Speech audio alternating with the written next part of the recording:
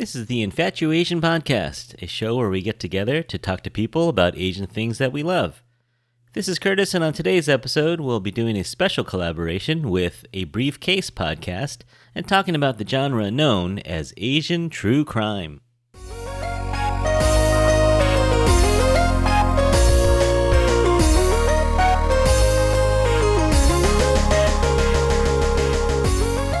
But so I was telling folks, so you know our politics here in America, well, you know our news in America here, that it's kind of a rough time for America, for Asians. So It is. I may delay this pod for a little bit because things are a little fresh right now. So yeah. So we'll talk to the audience, but we also might push this into April. So we'll see. Let's get started. Hey everyone, welcome back to our podcast. Thanks so much for listening. I want to give a huge trigger warning today. Anyone out there who might be sensitive to talking about crime or violence, this is not the show for you, because we're going to talk about Asian true crime today. And it is a popular genre, and it is fascinating, but it also is terrifying to some people and may not be your cup of tea. So definitely excuse yourself from the room if you're not into this topic. Not for children either, so keep your kids off of this podcast this time. Just use your discretion. So we are joined today by a whole bunch of people today. Actually, this is I like it when we have a lot of people. It's always fun. So we're bringing back Jennifer. Jennifer is a 5-time host now. Welcome back, Jennifer. Glad to be back. Yeah, it's good to have you again. And I think you like true crime, right? I am a huge fan of true crime podcasts and those Netflix docs, which Netflix has been doing really well at them lately as well. So I like listening to it, I like watching it, etc. Yeah. All right, so you're going to have some things to say. And coming all the way from Singapore, we're here on Saturday, but she's already in Sunday morning. We have Teddy Teo. Welcome, Teddy. Hi, Curtis. Woo! Thanks for joining us. And Teddy she is the host of a true crime podcast from Singapore called A Briefcase. And I just found you randomly searching around on Spotify and really enjoy listening to you. What is it, every Tuesday morning we get to hear you? Well, every Tuesday morning, but I have a day job like you, Curtis. But then it's like Tuesday morning if my boss doesn't have things for me and if I feel okay that week because, mental health. Yeah, so about every Tuesday. But it's a super fun show. It's short. It is literally a briefcase every week. Mm-hmm. It's a good ride into work listening to you. And so I emailed you or DM'd you about coming on, and you were willing to come on. So thanks so much. No, thanks for having me. How are things in Singapore right now? Are you guys open for business? What's going on? It's kind of weird because we are open for business. We have a VTL with America, so come on over. But it's also not as usual because our bars and our restaurants close at 10:30, which is crazy early. And you have to wear a mask everywhere, which is it's all right. But, the average in the day is 35, 40 degrees. So you're yeah, you're oh, I'm dying. So I just do my eyeliner and that's it. This is it. Yeah. Oh man. So I didn't know that. We could all travel to Singapore. All right. Yeah. That's good to know. Were you on lockdown at all? Did you have a significant amount of lockdown, or was it? Yeah, we had 2 lockdowns. So I actually started this podcast during the first lockdown because I was dying of nothing to do. When you have nothing to do, you start to wonder. And then I was I maxed out everything true crime you could listen to. I listened to everything on podcasts. I listened to female criminals, unsolved, serial killers, I watched everything on Netflix, and I was just well, we are out. Time for me to fill that gap. Yeah. And start your own. Yeah. All right. Yeah. So that's been something that you've always been into, even as a little kid, or? No, so I think it started with college. So one of my college roommates, corridor mates, because we lived in singles, she was listen, Teddy, you gotta listen to this thing from this girl called Stephanie Su. So I don't know if you know, but she's a major name in female true crime. And so I started listening. And so it would be horrible because I spend hours just like listening to her, like play on YouTube and playing like Tetris because I have a Tetris addiction. So true crime and Tetris. Yeah. No, it's bad. It's bad, Curtis. Is there rehab? We need an intervention. Do you mind playing a little game with us? Because I love Singlish. Oh my gosh, yes. I actually came up with some, but I'm sure that you have your list as well. I have a little list. You want to do yours first? Yeah, so it's really cute because like my boyfriend was like, "Oh my God, you have to do this." Yeah. All right. So do I just go? Yeah, why don't you see if we can guess what it means? Okay, so this one is funny because I know the origin of this and it's very British, so it's not like the most Asian, but like people will say as you are backing in the car into the lot, they're like watching for you. They're like, "Hey, go stand." So the word is go stand. Yeah. Go stand. Does that mean like be careful? No. Go stand, right? Go stand. And they say that as you're backing up. I think that's as you're backing into a lot or like parallel backing, which I cannot do for the life of me. Does it mean like you're good? Your car has been positioned well? No. Okay. So go stand. It's British and it's a short form for go astern. So like the boat turn. So which means that you can actually keep going. Oh, go astern. Go astern. Yeah, isn't that so funny? Because do hand motions. We're just like. Yeah. So it'll be like, "Hey, go stand, you're good, go stand." Oh. Yeah. Would not know that. All right, I got one. How about this one? Jennifer, do you know what shock means? It's like shock? Am I saying that right? SHOCK? It's more like SHIOK. Oh, shook. Shook. Oh, how do you say it? Shook. So Teddy is so shook. Ah, yeah.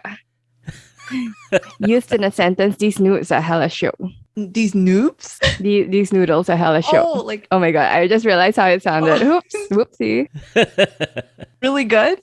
Really good? Yeah, basically. Yeah. Or awesome or something like that, right? Yeah, it's like awesome, and it's usually used for things like food, massages. Yeah, I think that's it. That's the entire context of the word. Food or massage. Yeah. All right, you got one for us? All right. Gyasu. So this is our national cultural word, I guess. We literally had a comic about it. Gyasu. Oh, I think I know this. Yeah. One. So if you know any like Mandarin or any sort of Asian dialects, you can like basically switch it to the dialect and then you get like the literal translation. I think Jennifer, you're very Kaisu. Kaisu? I think the actual dialect is Hakka or Hokkien, but like Gyasu. And maybe Kaisu. Kais. Like you're very this. Kaisu. Excited? I don't know. But you could talk about parents being Kaisu? Yeah, you can talk about parents being... Can I cuss? Go ahead. We already did the disclaimer. Is it oh shit? Yeah. No. All right, here's a sentence. Tutoring is very popular in Singapore because of Kaisu parents. Tiger. Right? Yeah, like overly... like worried. Competitive. Yeah. Oh, like so the literal translation is scared to lose. Yeah, so because Kya is scared and Su is losing. So like his parents were scared to lose out. Oh. Scared to lose, yeah. Interesting. Oh my God, do you want to know?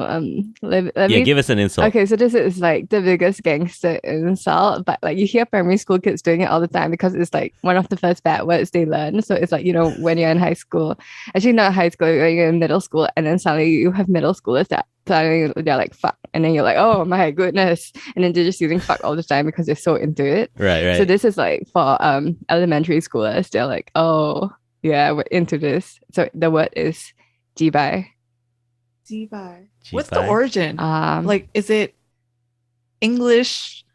Chinese? No, it's not English. I think it is dialect. Let me think. Used in a sentence, it'll be like le jibai.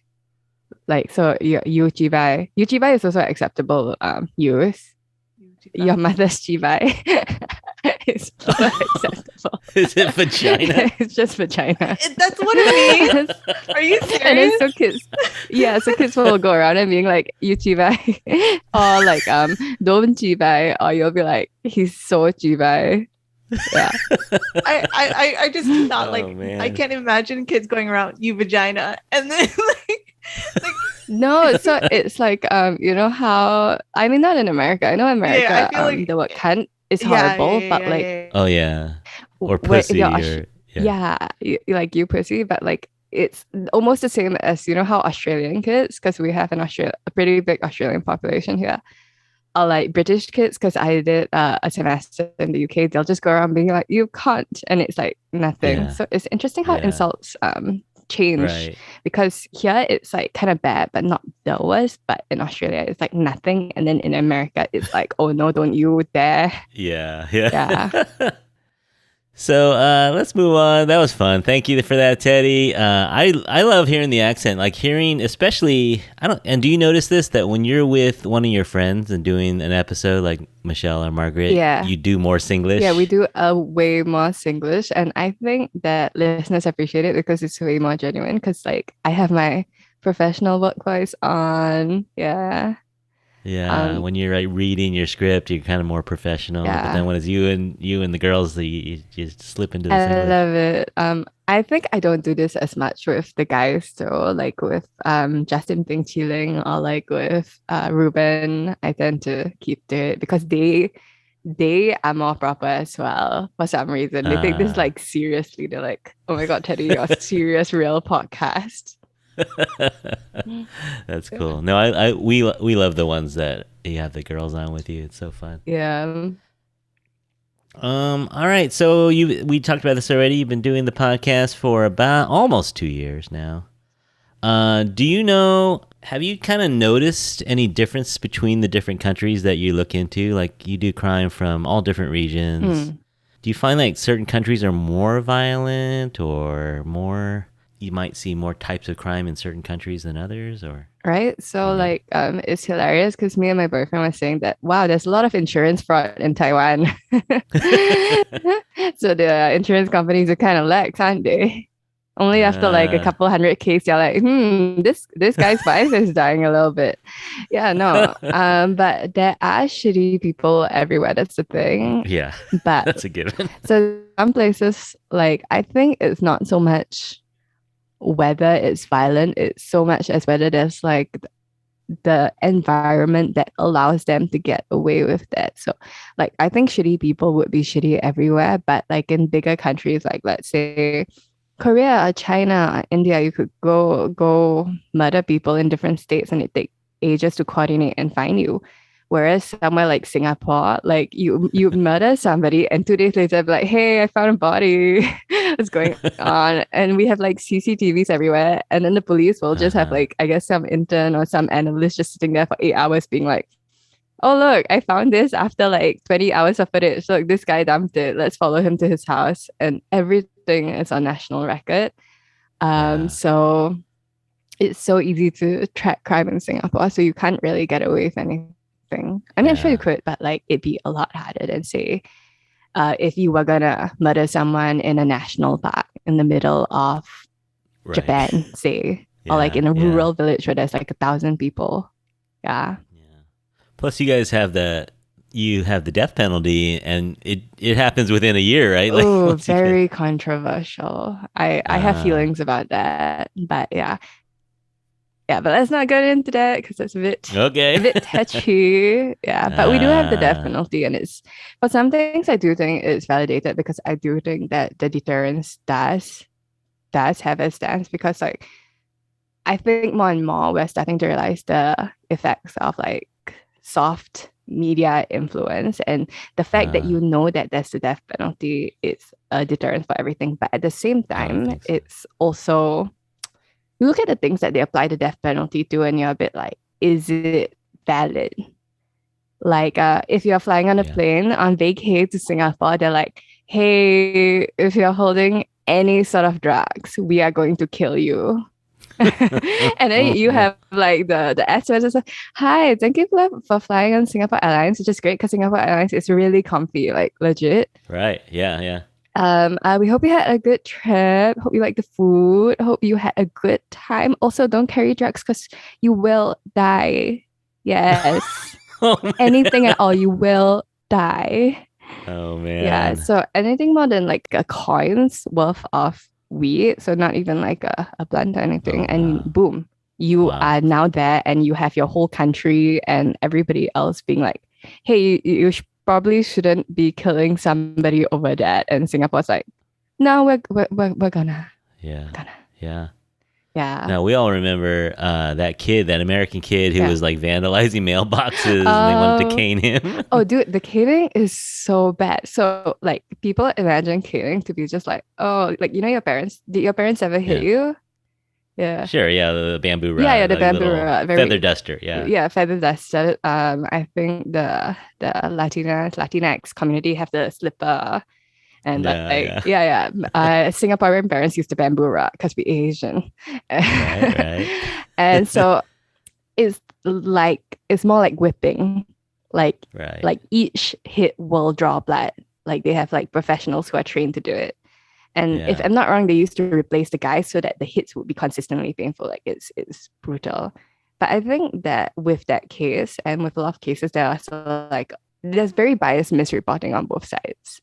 Sure. Yeah. And I think it was a lot more than just vandalism. Like he had a track record of bad behavior, but like that was massive because it feels so weird to have this kind of really old school punishments, right? But like I'm not gonna lie, I think the fear of it like keeps a lot of people from doing things.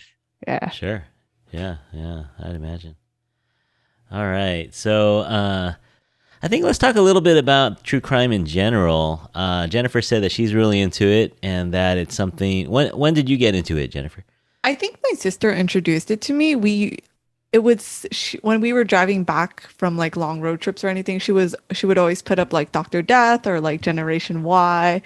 Or Serial, and then we would just listen to that. And I remember we would always listen to it at night. So we're driving back at like 10 p.m. and then we're just listening to like an hour-long podcast about death. I don't know.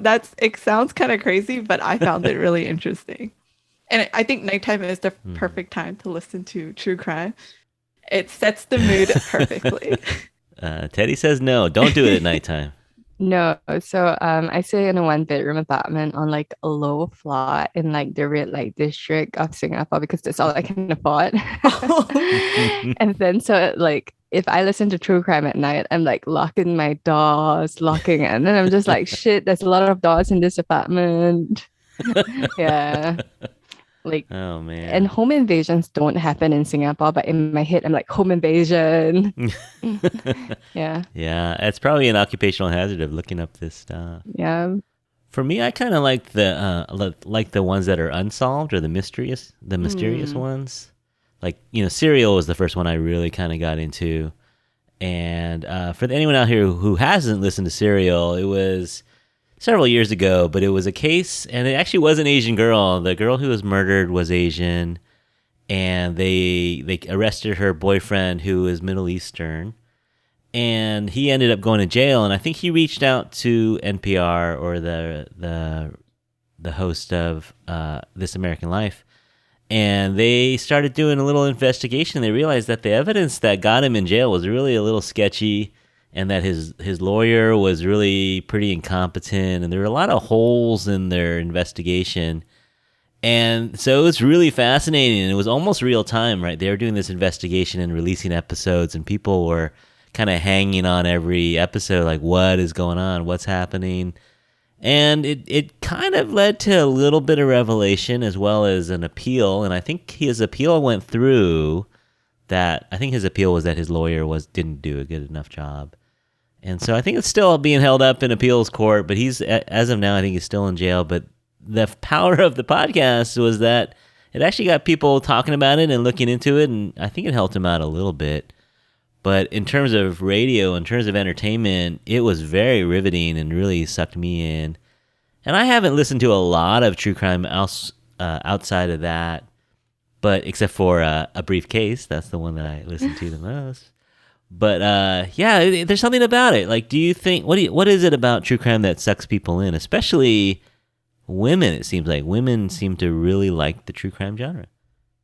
So like just in pure statistics, I have like 80% women listeners. Isn't that crazy? Oh wow. Yeah, like when I look at it, I was like, damn ladies, maybe I should like just get my girlfriend so nobody wants to listen to men.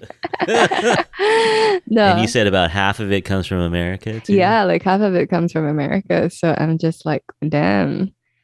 I think it's like watching a train wreck or a car accident, on the highway, everybody slows down and looks like, oh, what's happened here? And I think like you, especially for unsolved cases, I always get people fighting into my DMs, be like, I think it was the parents. I'm sure it was. Yeah. Or like, I think it was the boyfriend. It's always the boyfriend. And I mean, like, well, like just numbers wise, it does seem like it's always the boyfriend or husband. Jen, why do you think it's into it? Well, just for me personally, I feel like it's just very riveting because you kind of get to see like the most intense moment of someone's life, right? Because our day-to-day lives are pretty monotonous. We don't regularly come into contact with like crazy things. But I think like true crime kind of shows you like if it's within the realm of possibility, a human being has probably done it, right? So I feel like it kind of makes you less naive to the world. I don't want to say it makes you jaded, but it just shows you like, okay, this stuff is possible. And especially I feel like there's like an underlying theme of like, especially with women, you have to be really careful with who you choose to be your spouse, because what is up with all of these? It's usually the husband, it's the boyfriend, right? So I feel like women, especially, like we really got to look closely at the people we choose to allow ourselves to be around, because often it's going to be the closest people that will potentially harm us or hurt us if we're not careful. Yeah, I don't know exactly. Maybe it's kind of like, how people, for guys, it's like riding motorcycles or jumping out of airplanes and gets that adrenaline rush. But maybe for women, it's more the psychological that gets the adrenaline going or makes you feel a little nervous. Yeah. No, when I first started doing it, I like wake up in the middle of the night and I look at my boyfriend and I'm just like, you are the most likely person to kill me. It's you, boo, it's you. Or like, I don't know, I'm always just thinking it's like, oh, are there any psychopaths or sociopaths in my life? Like, I'm always just thinking that in the back of my mind. I'm like, is this person crazy? Scary? Yeah, I don't know. Yeah. I mean, none of the victims probably imagined it happening to them. Right? I'm pretty sure. Yeah. And it just shows like, you never really really know someone. Like on the surface, someone can seem so nice, so normal, but then behind the scenes, like you really don't know what's going on in their minds. Yeah. So do you tend to pick cases that are a little bit older, or do you care about the age of it? Because some years are a little bit older, or is that just what you found locally? Yeah, so I think for Singapore, it's a little bit odd because there's a lot more older cases, because I think once we gained independence, the government was kind of like, nah, man, this shit does not fly. Like, I think in the first 10 or 20 years of independence, we were like, all right, we're going to shut down the gangs and we're going to shut down the kidnappings and we're going to instill the death penalty, and then we're going to and so now it's really intense, because like on buses and at train stations, I think there was something like, I can't remember. It was very punny, but it was about if you grope a girl on the train, you're going to jail. Yeah.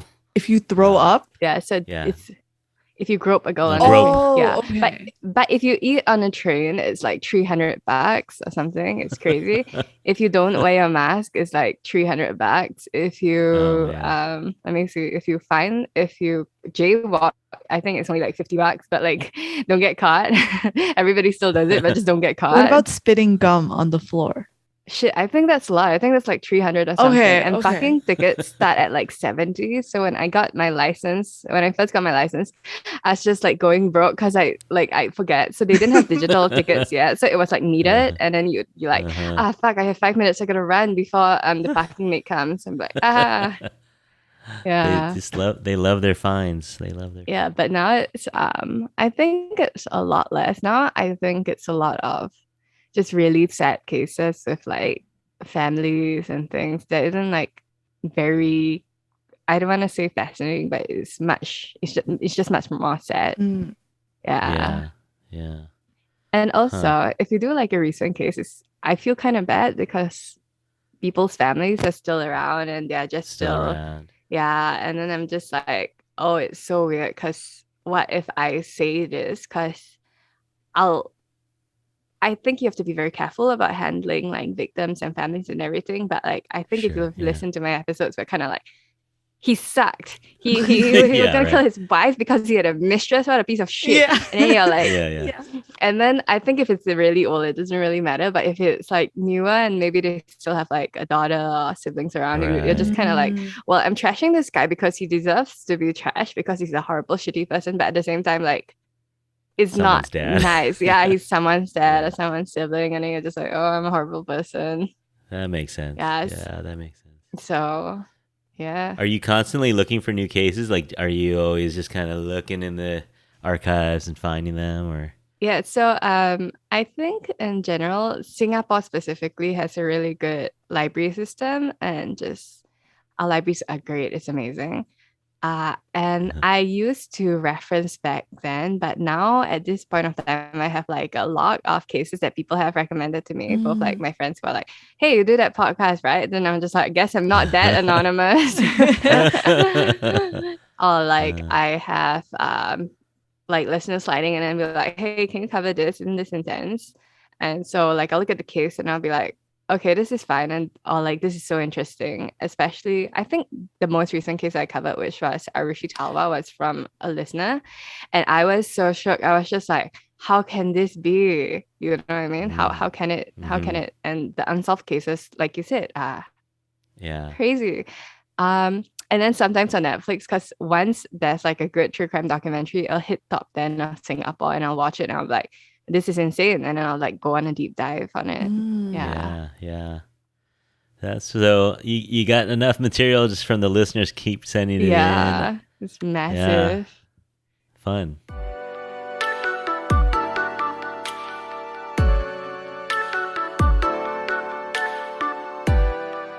Let's get into a couple cases. Well, let's see. We'll get through at least one this week, and then maybe we'll do some more next week. So, final warning: this first case is pretty graphic. So, all right. So we are talking about this is. Do you remember what number episode this was? This is the Geisha Killer. Yeah. The Killer Geisha. No, I don't. But I remember I did it last year and I was reading it and I was like, damn girl, damn. This Like girl, yeah. yeah, like from her early life, I was like, damn girl, your parents are kind of fucked up. And then after that, she Yeah. became an adult. I was like, damn girl, you gotta chill.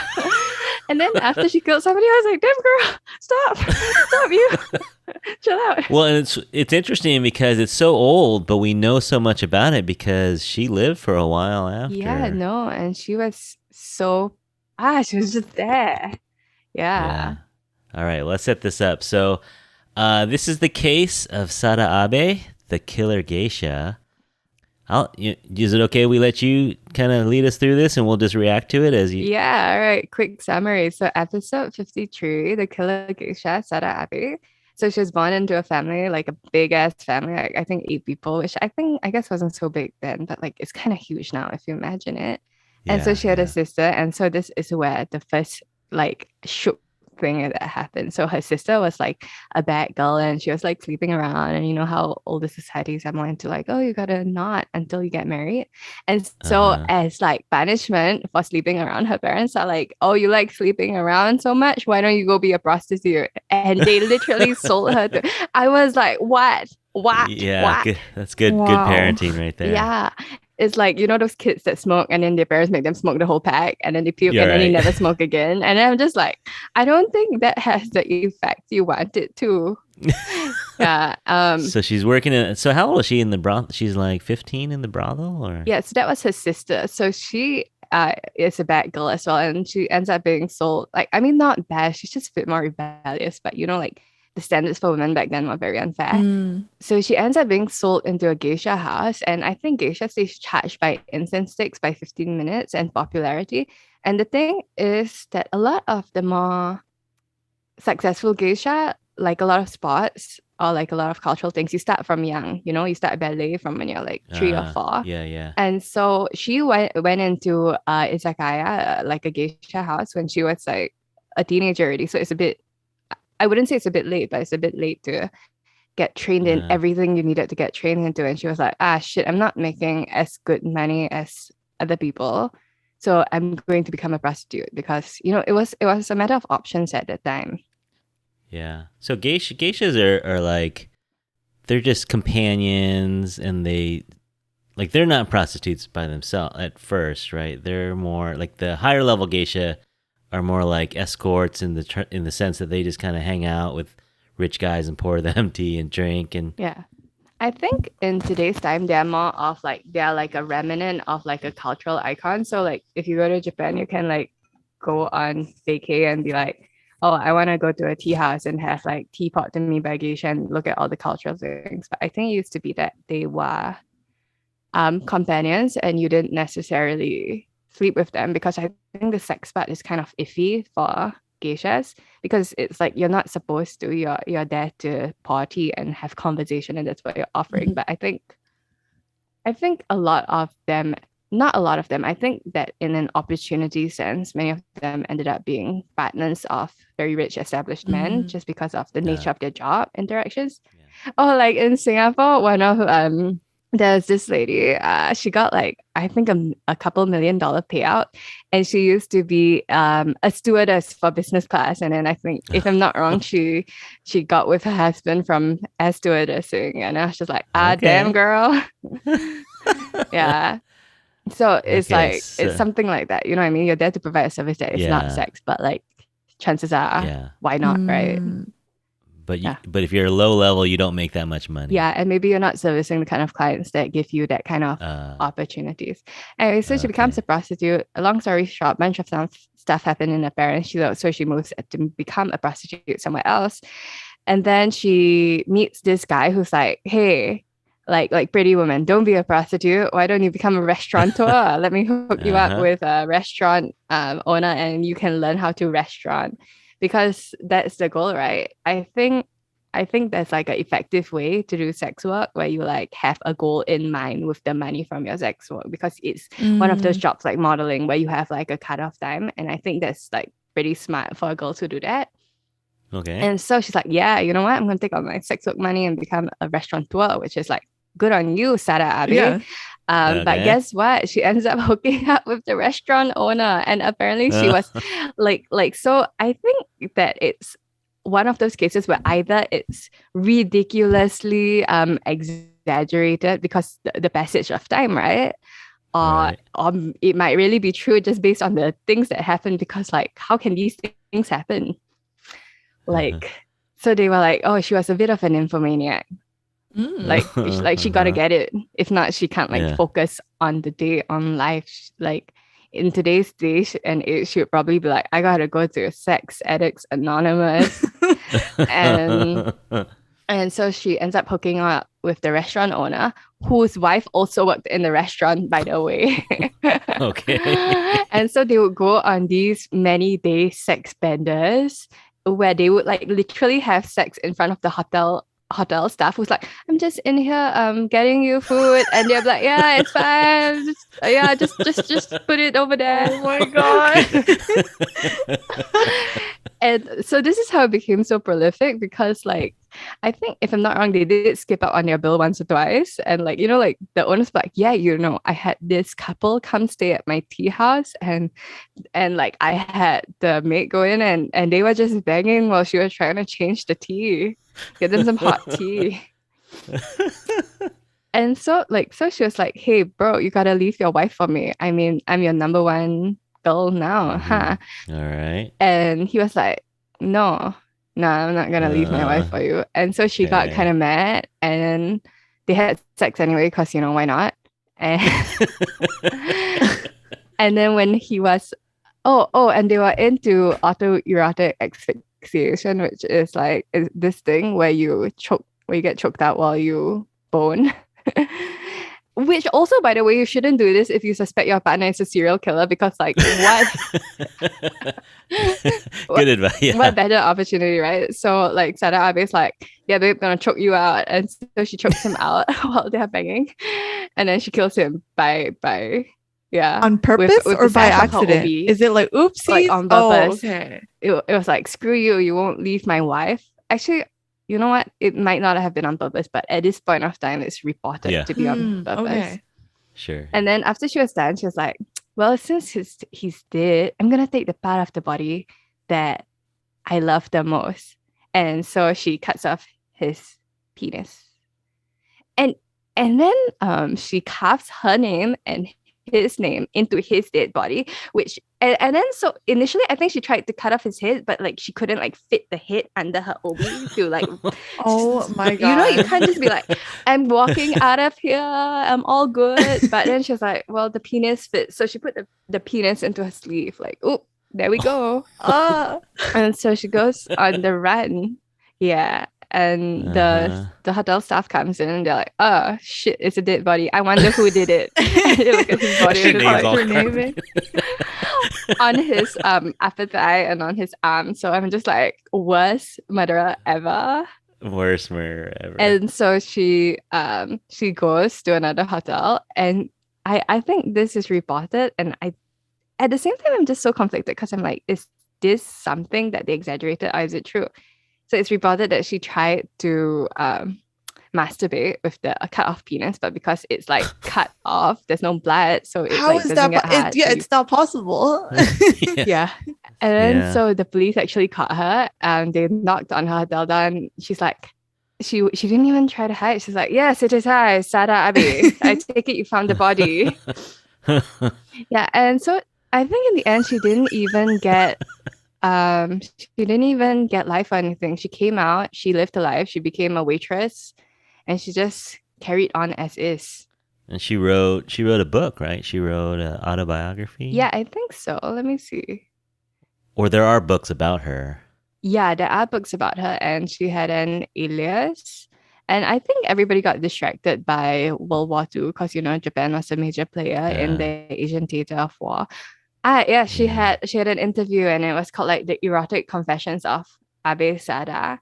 I don't know. I think a lot of crimes with women end up overly, like where women are the perpetrators, they end up overly sexualized because nobody can imagine like, oh, I'm just a regular girl trying to commit like a massive crime. They have to villainize women. I mean, they are villains because they committed a crime, but they have to add like the element of, oh, she was a seductress, or she was an nymphomaniac, or she was this or that, as if like sexuality has anything to do with being a good or bad person. Yeah. This was I think it was very sensationalized, and it was just a popular kind of topic that people would talk about, and, you know, and so this is early. This is late 1930s, 1940s, so a long time ago. But there were like still pictures of her, and I was like legit like, oh, you know what? I can see her as like really hot and milfy, which is like, I was like, oh yeah, oops, it's me. I'm the problem. Oh man, yeah. So interesting story. If you want to hear the full episode, what is it? Episode 53? Is that what you said? So yeah, episode 53. You can hear Teddy talk about this story in more detail. But yeah, so weird. Like just a weird upbringing, worst parenting ever, and then just her motives for doing these things. Who knows, right? Who knows exactly what really happened? But yeah, really tough story to hear. But so we're gonna I think we're gonna end there, but more coming soon. We're just getting started on these tales. We have a lot more crazy stories coming along. Again, we're gonna warn you ahead of time on the next one as well, but coming up soon we have some other episodes that you might want to listen to, so keep in touch with us. Follow us on Instagram or click follow on Spotify or Apple Podcasts. Hey, if you would be so kind and leave us a rating on Spotify or Apple Podcasts. Give Teddy a rating too. A Briefcase Podcast on Spotify or Apple. Give her a 5-star review. let's see, the way to get a hold of her is you can email her DM her at her Instagram, A Briefcase Podcast.